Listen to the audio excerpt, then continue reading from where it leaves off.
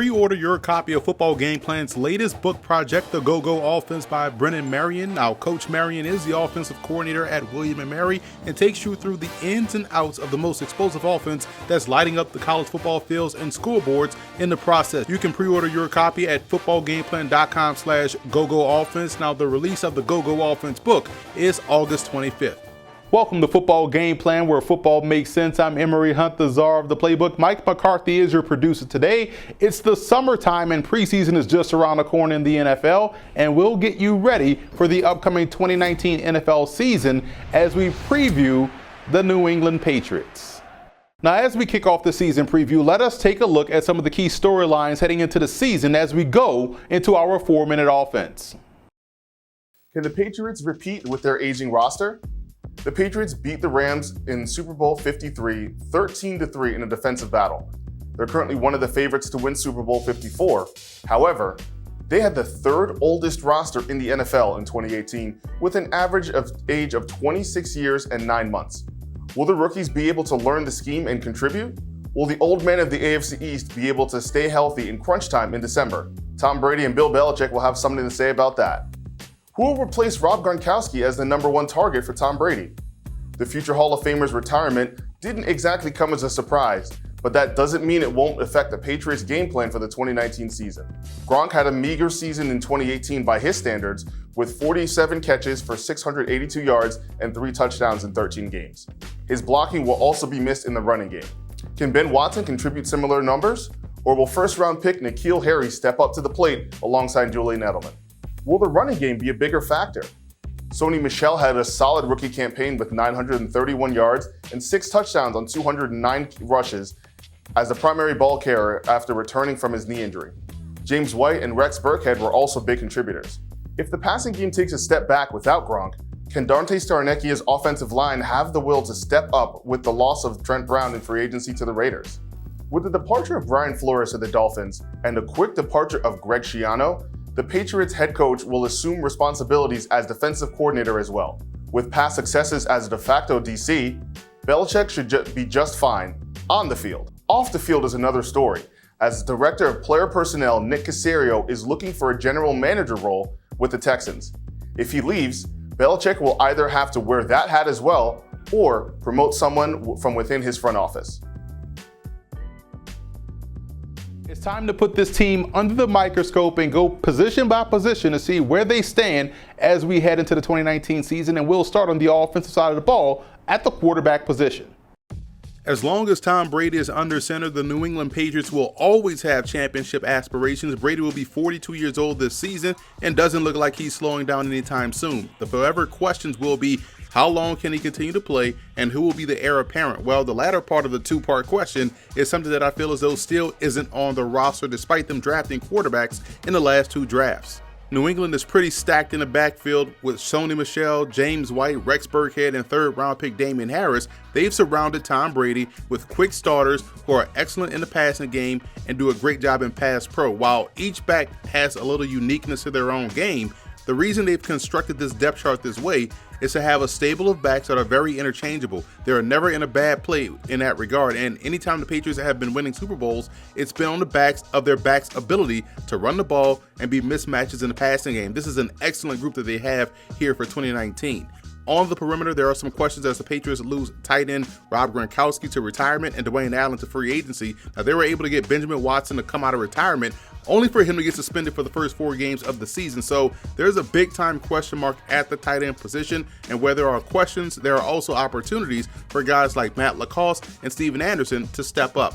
At receiver, it's a different story. There's a lot of excitement about rookie first-round pick N'Keal Harry out of Arizona State. He gives Brady a versatile, big receiver that can play across the formation. He's also extremely dangerous after the catch and figures to play a prominent role alongside Julian Edelman and Philip Dorsett. Now, the Pats are also taking a gamble on the health of Demaryius Thomas in hopes that he can recapture that initial spark that we saw from him when he went to the Houston Texans from the Denver Broncos. One name to keep an eye on is Braxton Berrios, the 2018 6th-round pick out of Miami. Missed all of last season with an injury and figures to see time in the slot and perhaps wrestle away that starting punt returner job from Julian Edelman. I also feel like undrafted rookie free agent Jacoby Myers has a chance to stick as well. He was very productive at NC State.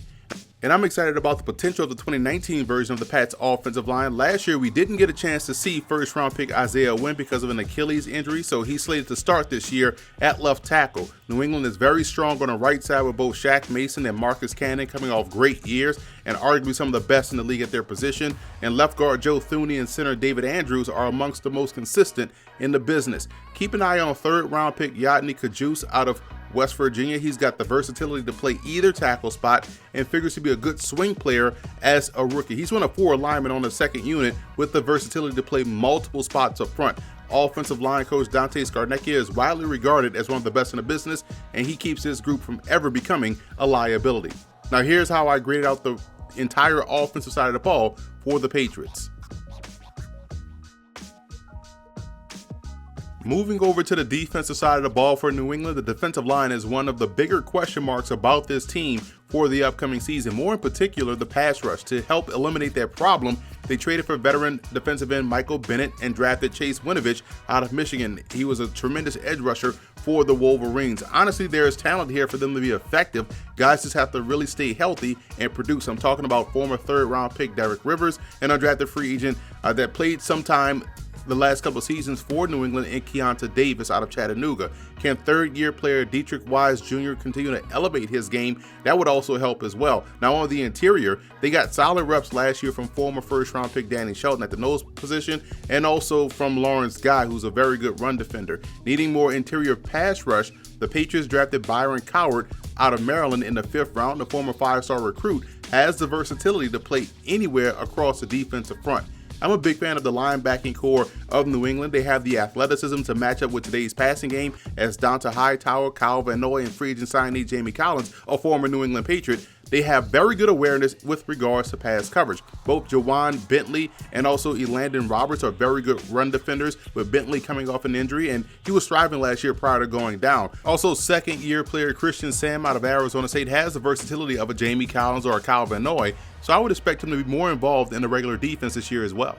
On the back end is where the Patriots really stand out. The McCourty twins, safety Devin and cornerback Jason, do a great job on both ends of defense. Stephon Gilmore is one of the best corners in the game, routinely making opponents' #1 options ineffective each and every week. And Patrick Chung is still holding strong at the other safety spot. And I like what both Duke Dawson and J.C. Jackson bring to the table. And if Dawson can shake the nagging injury bug, he plays a lot like former Patriot corner Alfonso Dennard. And when you look at 2 young guys of note, Jonathan Jones and rookie second-round pick Jawan Williams out of Vandy, both players are guys that look to be a little bit more involved this year. Jones played well last season, especially in the playoffs, and Williams has the flexibility to play corner or safety, hopefully giving them what they wanted to get out of a player like Eric Rowe.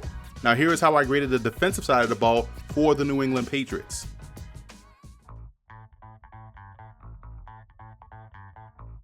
One of the best draft picks the New England Patriots made this year was with N'Keal Harry in the 1st round. And we're going to show you how they can utilize that big body on the inside without breaking what they normally do with Julian Edelman as well as an inside receiver. So to show you what we're talking about here, we're going to have a tight alignment with Julian Edelman, giving the illusion that he's in the slot. So let's put the numbers right here. So he's inside the numbers but tight to the line of scrimmage. N'Keal Harry is right here. We're going to short quick motion here to put him just inside leg of Edelman. We're going to run a play fake right up the middle with your running back and leak him out in the flat. I love going through the line and breaking in or out for the back. It puts the linebackers in the bind. Outside receiver, we're going to have him run nice little corner route. So Brady has an opportunity to hit Sony Michel in the flat or take a shot deep down the field. If we want to, we could put the tight end in a short little in route here, just try to influence the backers to bite up. Because what we're going to do with Harry and Edelman is going to work Harry up, run a nice dig route over the middle of the field. We know he's a catch and run guy, a bigger catch and run guy, and having him go over the middle of the field gives Brady a big target, a guy that he can trust that has really good hands, and we know what he can do after the catch. And we know Julian Edelman is the king of these whip routes, so we're going to have him do just that, quickly in and out. He's still inside the numbers. That's another quick delivery for Tom Brady, and we know what he can do after the catch. So utilizing your big body over the middle of the field could help out, or could help alleviate some pressure by not having that true tight end to go over the middle of the field. That's why N'Keal Harry was so valuable for New England, and one of the big reasons why they took him in the 1st round, and one of the big reasons why I believe he could have a lot of success even as a rookie in this Patriots offense. One of the more underrated signings this offseason for the New England Patriots was bringing back Jamie Collins, the longtime linebacker in the league. And the reason why I like that addition is because it just adds another lengthy, athletic defender in pass coverage. The reason why is because you have already Kyle Van Noy, you have a really good linebacker in Dante Hightower who could also provide pressure if need be, but he's smart. He's also smart and has range, and we know Jamie Collins also has the range as well. And what that does for a defense, it gives you so many options because, one, you're still good versus the run with 3 linebackers on the field, but you're also very good versus the pass because you have guys that can to win one-on-one battles, but also have great ball skills and instincts in coverage. So your zone coverage can be expanded. You can drop him in the flat, hook the curl flat. You can go all this. You can even play a traditional old school Tampa 2 by dropping Van Noy deep down the middle of the field, or have him manned up on a tight end or a back. Going either way, he has the athleticism, and we know what Dante Hightower brings to the table, either as a rusher or as a guy that can play man coverage or even drop back in zone, however you want to call it. I know this is very simple as far as what I'm explaining, but when you have backers like this, it just keeps the offense guessing because, again, you don't know if they're coming via blitz. You don't know if they're going to drop back in coverage. If they do, they are athletic enough to match up versus your tight end or your backs or even some wide receivers. So this is why when you look at New England's defense, and they keep it very simple, although it can be very complex on the back end. But when you have backers like this, you're going to always be in a good position to make a play.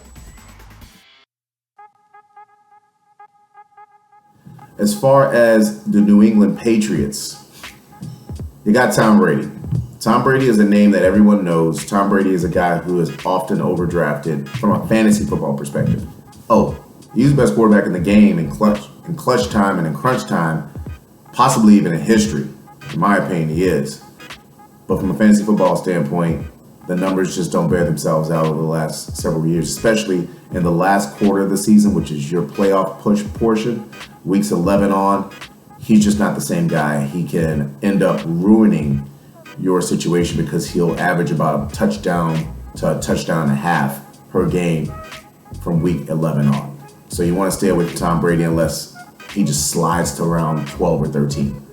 From the running back position, it's going to be another crowded backfield. They did draft a guy in the first round, but guess what? They came right back and drafted another guy out of the SEC early on this year, Damian Harris. And they still have a guy who they can't get off the field in James White. So it's going to be a crowded backfield. Not saying steer away, but just don't put as much stock in a guy like Sonny Michel as you possibly would being a first-round pick on another team. For the receiver position, this is going to be an interesting one. Julian Edelman will get more targets. Julian Edelman doesn't score touchdowns. If you're playing a PPR league, Julian Edelman, he's a target to go after fairly early, that 5th round, 4th round area. If you're playing in a standard league, you don't touch Julian Edelman. Julian Edelman's not going to get you a lot of points. You'd rather go later in that 8th to 9th round range with a guy with more physical ability and red zone ability, and N'Keal Harry. He's got Arizona State. I like his game, and I think that the Patriots know what they're doing as far as the sponsorship thing, taking them late in the first round. They're going to try to force feed him the ball, especially near the goal line, now that they're missing Gronk. The tight end position is going to be an odd one because of all the issues that they're going to have. You're going to have Ben Watson missing the first quarter of the season. You have Austin Seferian-Jenkins, who's never really been able to put it all together, even though he's talented. So that's a stay away from as well till you figure things out. They would be, that position for the Patriots, unfortunately, would be more of a flyer if necessary. In a really deep league, 16-team leagues, that's the only time you touch it.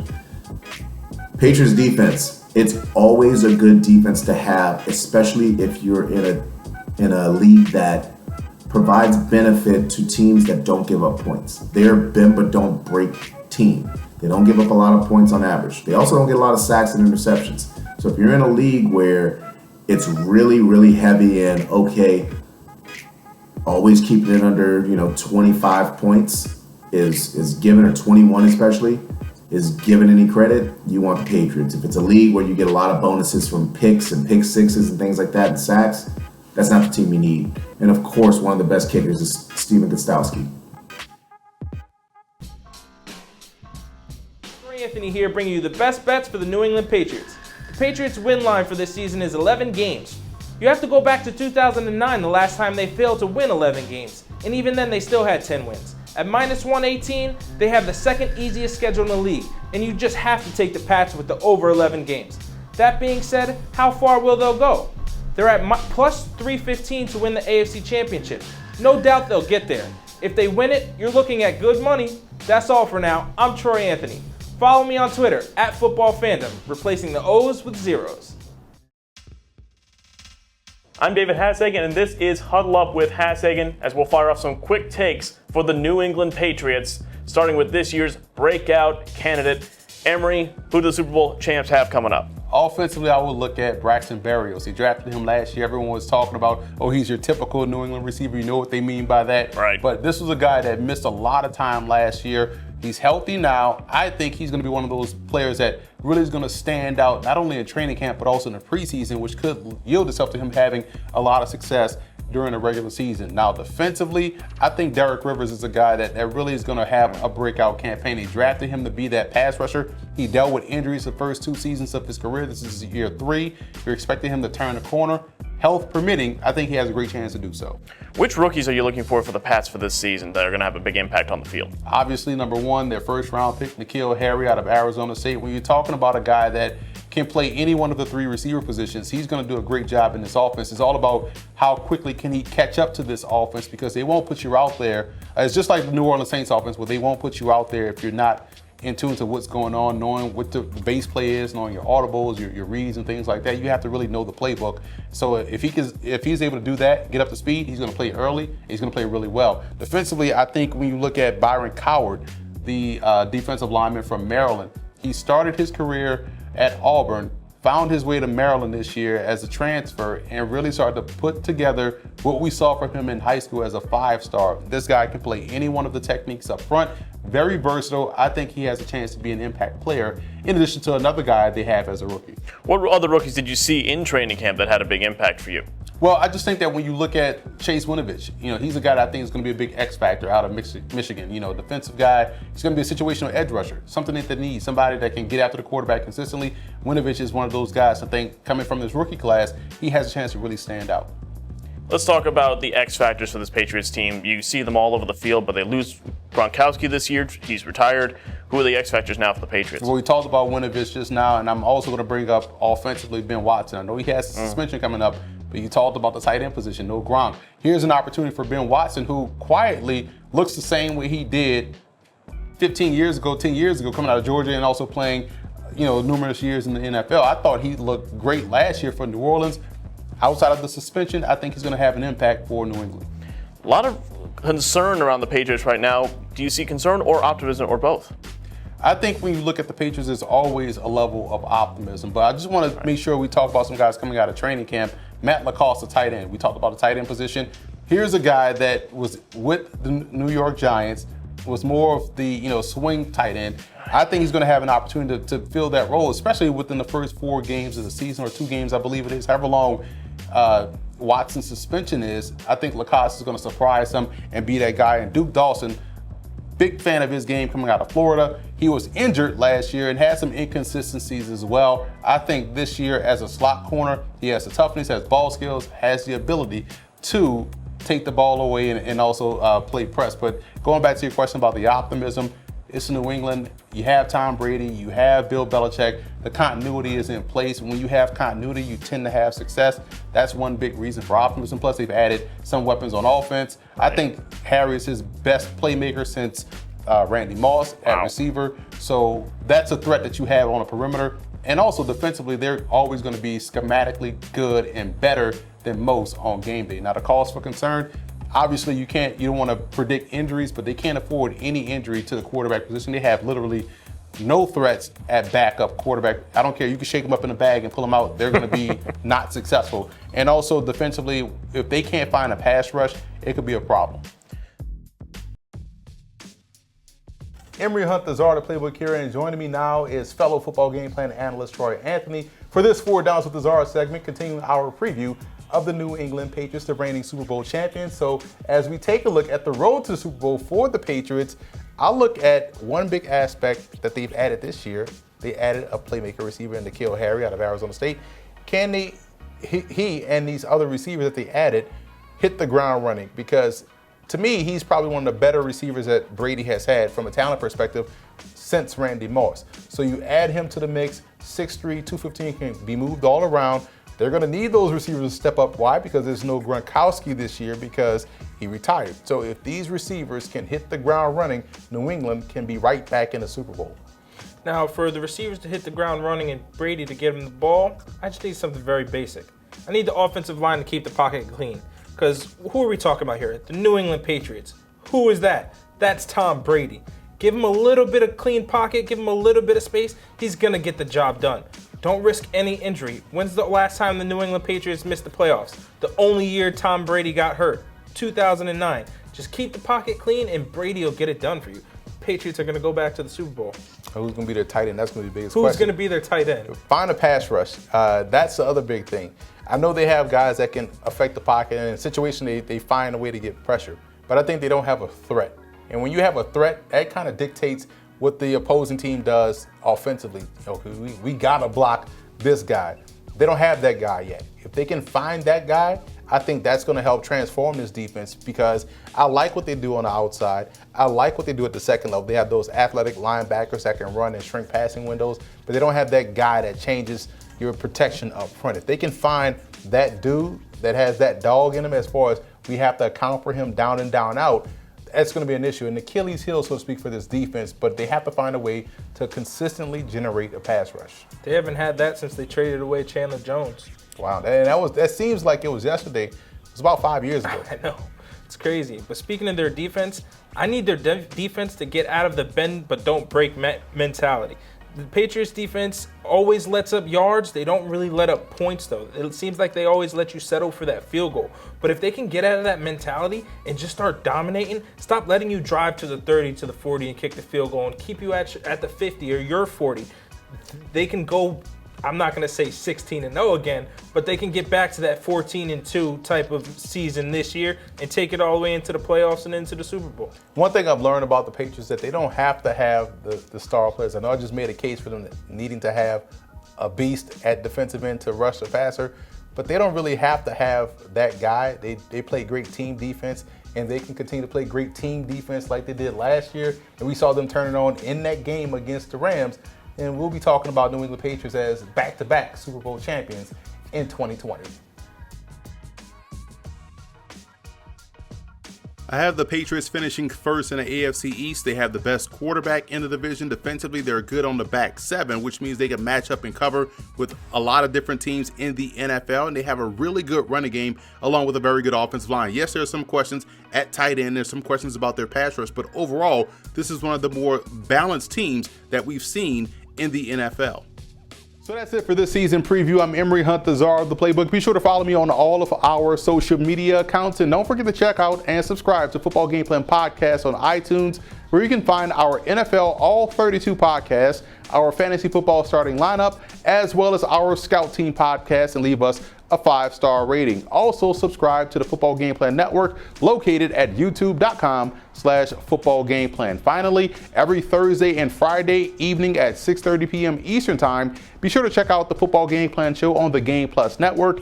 Check with your cable provider for channel listings.